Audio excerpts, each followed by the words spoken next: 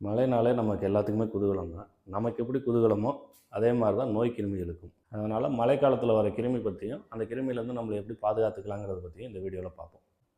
Hi, நான் doctor Aravindan, Aravind hospital, Thuraiyur.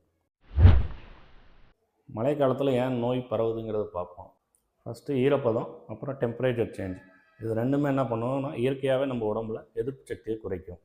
அப்புறம் நீர் தேங்கி நிற்கிறதுனால கொசுக்கள் ஈஸியாக இனப்பெருக்கம் செய்கிறதுக்கு வசதியாக இருக்கும். அதனால் கொசுக்கள் மூலமாக பரவுகிற வியாதியும் பரவும். இது இல்லாமல் மழை காலத்தில் நம்ம கழிவு நீர் வந்து குடிநீரோடு கலக்கிறதுனாலையும் அந்த குடிநீர் மாசுனால் ஏற்படுற நோய் கிருமி தொற்றும் பரவும்.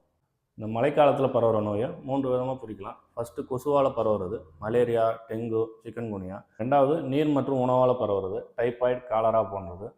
மூணாவது காற்று மற்றும் சுவாசத்தால் பரவுறது. அதில் பார்த்திங்கன்னா சளி, ஃப்ளூ காய்ச்சல், வைரல் காய்ச்சல் இது எல்லாமே வரும்.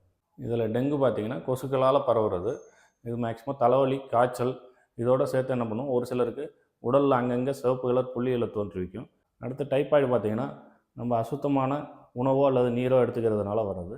டைபாய்டு மேக்ஸிமம் பார்த்திங்கன்னா காய்ச்சல் விட்டு விட்டு வரும். அதிகப்படியாக அப்படி கிராஜுவலாக அதிகமாகும். முதல் நாள் இருந்த காய்ச்சலை விட அடுத்தடுத்த நாளில் அதிகப்படியாகிட்டே வரும். வைரல் ஃபீவர் பார்த்திங்கன்னா காற்று மூலமாக பரவுறது.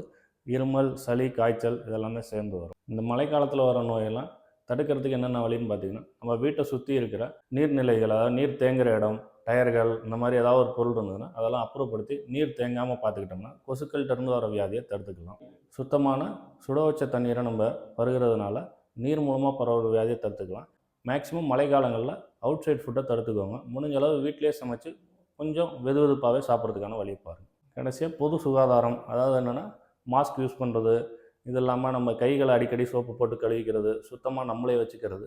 இது மூலமாக நம்மள்கிட்டருந்து மற்றவங்களுக்கும் பரவாமல் இருக்கும், அவங்கள்ட்ட நமக்கும் பரவாமல் இருக்கும். இதில் எந்த தொந்தரவுனாலும் நம்ம ஹாஸ்பிட்டலுக்கு வாங்க. எல்லா நோய்க்கான வைத்தியமும் இங்கே கிடைக்குது. நன்றி, வணக்கம்.